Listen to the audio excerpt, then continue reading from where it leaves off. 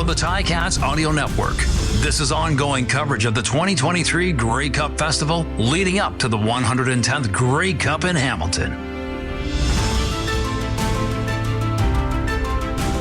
Welcome to ongoing coverage of the 2023 Grey Cup Festival on the Ticats Audio Network. I'm Braden Neville. On today's show, the Grey Cup arrives in style to the city of Hamilton on a very famous ship, and Hamilton Mayor Andrea Horwath and Ontario Minister of Tourism, Culture and Sport Neil Lumsden speak to me about the exciting occasion. The Winnipeg Blue Bombers and the Montreal Alouettes also arrived in Hamilton later in the day, and they spoke about gearing up for the 110th Grey Cup, and Coach Sal joins the show to discuss Grey Cup memories and looking ahead to the big game. The Grey Cup has officially arrived. It arrived at the HMCS Star Naval Reserve Division in Hamilton this morning aboard His Majesty's Canadian ship Harry DeWolf as the CAF and the CFL celebrated the Naval Reserve's 100 years of service to Canada. And what a gorgeous day it was for today. Cannon shot at the pier as a sign of salute from HMCS Star sailors to welcome the Grey Cup's arrival after a 4.5-hour trip from Toronto to Hamilton. So just a little bit longer than commuting to Toronto during rush hour. But caretaker Bob Young, media members, several members of the Ticats management and staff were aboard the trip.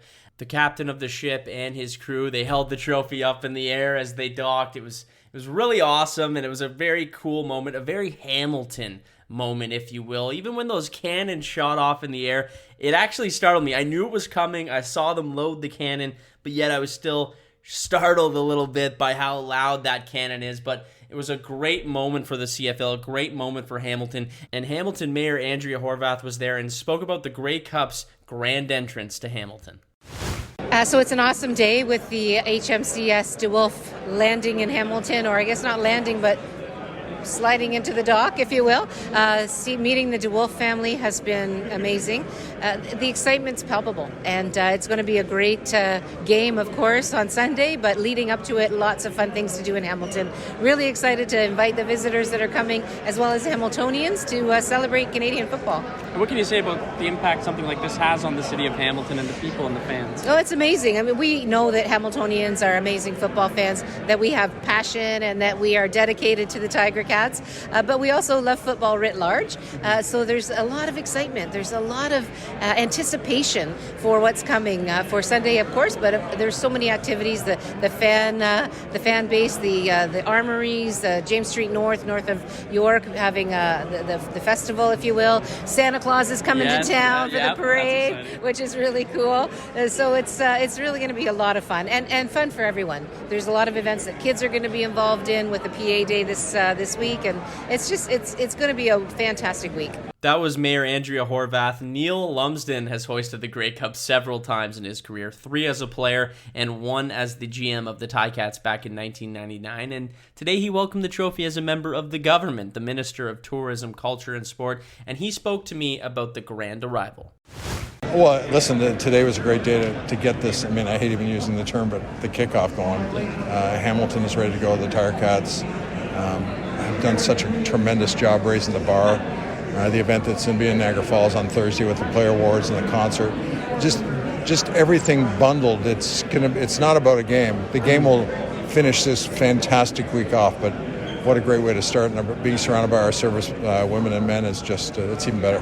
Why do you think Hamilton's a great place to hold something like this and to have this event and this festival? Well, I think there's a couple reasons. The Hamilton fans, and I've known this going way back, are very passionate about it, and they've been growing with that passion for a long time. So I get that totally. And you know, I said it earlier to a couple of people. CFL fans travel really well, and they're very receptive when it comes to the Grey Cup. It's about having fun and having a party. Yeah, we may be on opposite teams. We'll worry about that on Sunday. But right now, this is about having fun, because that's what this is really about. And certainly when you bring in a lot of people into Hamilton and around, they're received very well. From a tourism perspective, it's great. I just think culturally, we need something like this now, and the Grey Cup is the perfect springboard to get things going. That was Neil Lumsden. Following the arrival of the Grey Cup, the Blue Bombers and the Alouettes were next to arrive at the Canadian Warplane Heritage Museum following their flights to the Hammer, and Alouettes coach Jason Moss spoke about gearing up for the Grey Cup against a dominant Blue Bombers team. I'll say this: no one in our locker. I mean, I don't use the word underdog. I feel very confident, where we are, what we do. I think we're confident every week we can go in and beat anybody, and it's because of the way we work and how much we've come together and how much we've learned along the way. There's a lot of learning lessons. Those 7 losses were times to learn. We did talk at the beginning of this. The awareness factor of this playoff run was. The first step was to beat a Hamilton team that was hosting a Grey Cup, which every team that's hosting it wants to be in it, and they're going to give you everything they have. They've also been in 2 Grey Cups recently. Then we said the next step would be against a 16-2 team who's 9-0 at home and just won a Grey Cup, and you got to be great to beat them. So we got to be at our best. And then we looked ahead and we said, hey, when we get to that third step, there's a chance you play a team that's going to be going to their 4th Grey Cup and have won 2. And you're going to have to be as good as you've ever been and great to beat them. So, no matter what, someone's going to look at us and say, going against those teams, you probably are the underdog. That's just not the way we felt all along. We just felt like if we learned lessons and we came together and we worked hard, and that's what our culture is working. And if we put that mindset to it and said we are going to make ourselves the best version of ourselves every day, and when we show up to play these teams, we will be great. That's what we're intending to do. We have quite a bit, to be quite honest with you. Maybe not as much as the Bombers. I don't think I think when you stack it up, games played, there won't be anything comparison that. There are some guys on our team that do have that Grey Cup experience.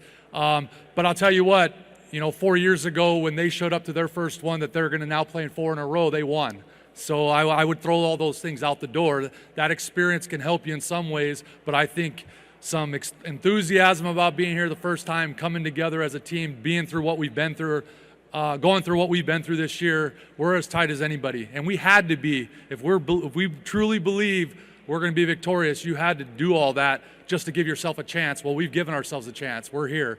But I think everybody's enjoys each other's company so much, and that's what you're seeing. That was Jason Moss. Al's QB Cody Fajardo will start in his first Grey Cup against the Bombers and discussed his team's underdog season. Yeah, it was emotional for sure. This team is very special, and they're very special to me. And just being given a second opportunity at professional sports doesn't come very often, and I got that with Coach Moss and Danny Mack. And this team, from the first day of training camp, we talked about winning a Grey Cup, and why not us? There's 9 teams, why not us? And we continue to put our head down, work through the winning streaks, the losing streaks, and then back through the winning streaks again. But personally, for me, to see the fourth quarter, the clock hit 0, and knowing that I'll be going to my first Grey Cup as a starting quarterback meant a lot. And just seeing how excited my family was, how excited my wife was.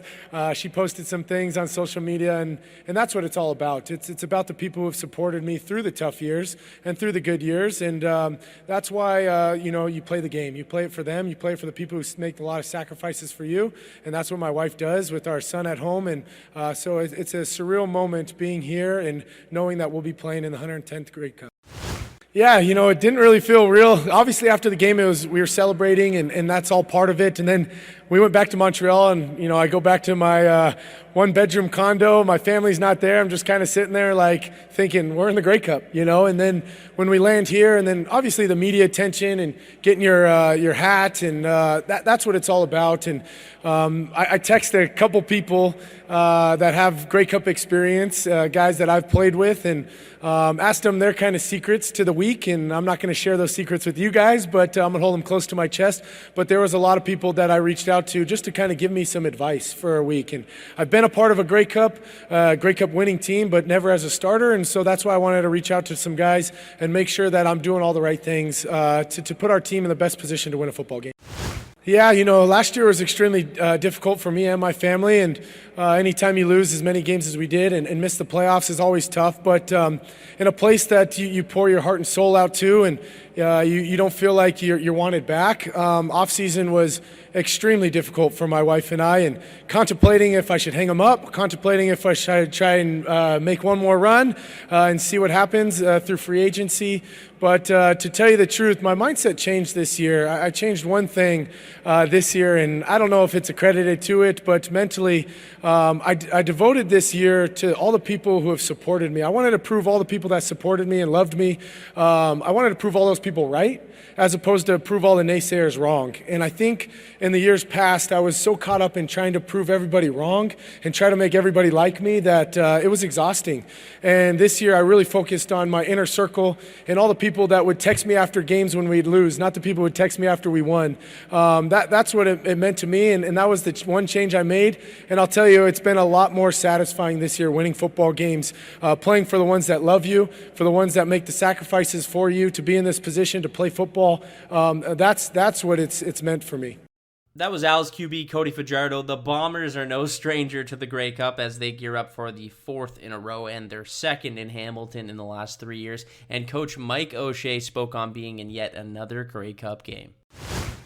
Yeah, I think we know our way around. We know how to conserve time. When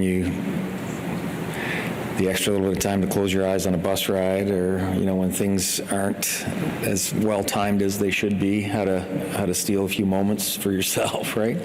But that's all stuff that they can figure out too.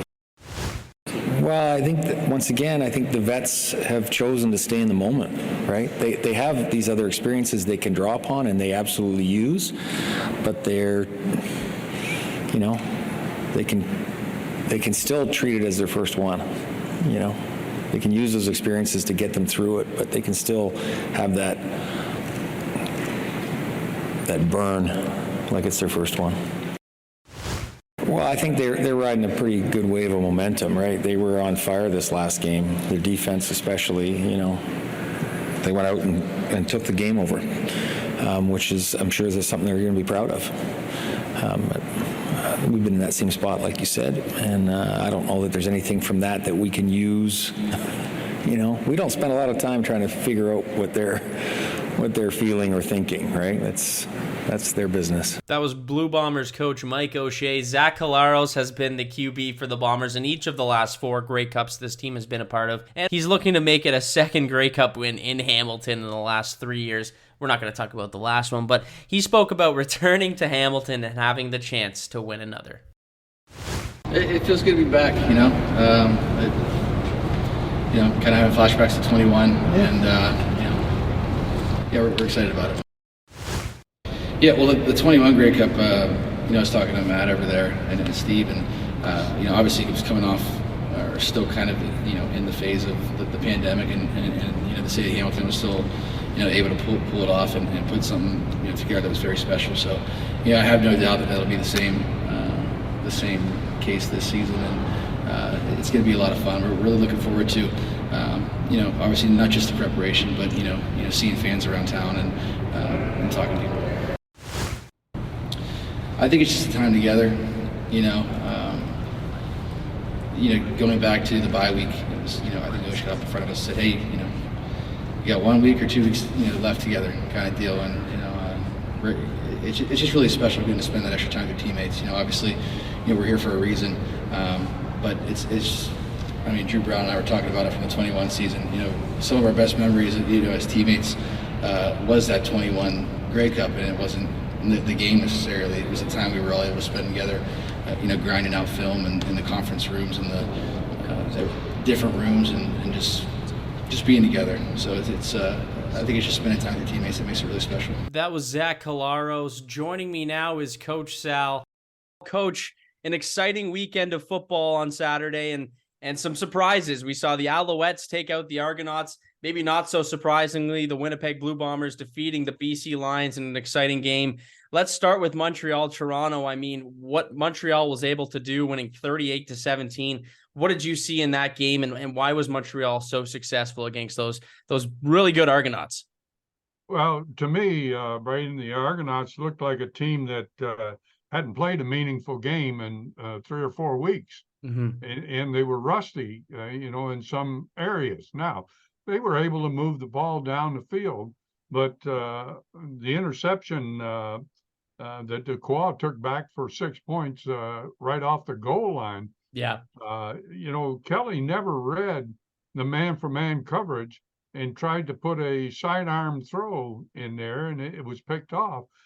They never really recovered from that. And you mentioned 38 points. Only 2 offensive touchdowns. Yeah. The rest of the points came from special teams and defense. and defense wins championships. And Montreal proved that in their game against the Toronto Argonauts. And let's keep going with that defense. How good is that Montreal defense? We saw how good they were against the Ticats. We've seen how they've played all season long, but just how good is this Montreal defense? Well, when we played against Montreal, you and I talked about their defense and Noel Thorpe in the way he likes to play. And he made adjustments for the Hamilton game, and he made numerous adjustments for the Toronto game. And the adjustments he made really paid dividends. I mean, they forced 8 turnovers in that game against Toronto. I think they're an excellent defense, and give Lemon a lot of credit for helping in that defensive line. And the strip sack that he had in that ball game right after a turnover. There was a interception and then an immediate turnover with Lemon coming from the backside. I think their defensive group is as good as it's going to get right now. And what he comes up with against Zach Collaros in the Grey Cup will be very interesting to watch. And how do you think this defense matches up against that Winnipeg offense and Zach Collaros? To me, you have to look at it in certain ways. When you watch Winnipeg's offense, the offensive coordinator, Buck Pierce, it's not so much about the plays, but about the players. And what I mean by that is he has to know who needs to touch the ball to make that offense go. And in the game against BC, for example, you saw where Olivier touched the ball in the first quarter and a half and ran the ball down the throat of BC. Second to that, you looked at Lawler, the receiver, and anytime they went one-on-one coverage, he went to Lawler. And Lawler had 6 catches in the game for 83 yards, but he also had a PI against BC that amounted to a big gain also. Yeah. And then lastly, the slot back, Dembski, he's the go-to guy. So what Montreal is going to have to do is concentrate on those 3 guys. Now, I don't know if Schoen will be back for this ball game, the other receiver, but it's a monumental task to cover those 3 guys. The whole key will be, the fact that the offensive line, can they handle Montreal's defensive line and give Collaros time? It's exciting. You're going to see, in my opinion, the best offense in the league go up against arguably the best defense in the league in this Grey Cup, which makes it all the more exciting. I think Brady Oliveira really is the catalyst on that Winnipeg offense. But how important is he for Winnipeg, and how important is it to get him going like he did against BC and get him those touches and get him to break through that D-line? Well, it's absolutely the way to go for Winnipeg. They've proven that all year long. That's why the guys almost got 2,000 yards combined, receiving and running. So I think that's very important. And of course, what that means for Montreal, they're going to have to sell those linebackers up tight to the line of scrimmage to stop him. Yeah. Now, the offensive line for Winnipeg is good. If they can move those defensive people around and get some yardage out of Oliveira, now the play action pass for Collaros becomes a big thing. And it gives time downfield. People don't recognize that you go play action to allow time down the field for the receivers to get into their routes. And that all plays into what Collaros does so well.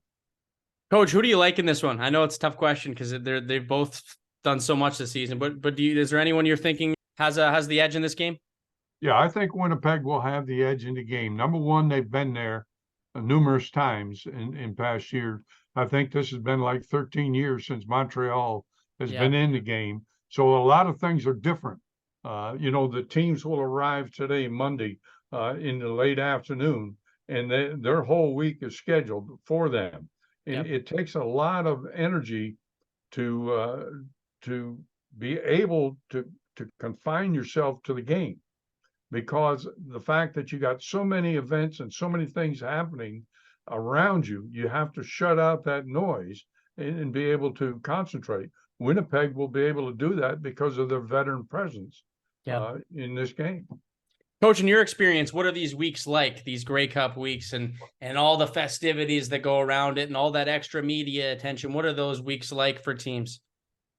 It's difficult in a lot of ways because the coaching staff wants to be able to coach, and they don't have a lot of time to do that.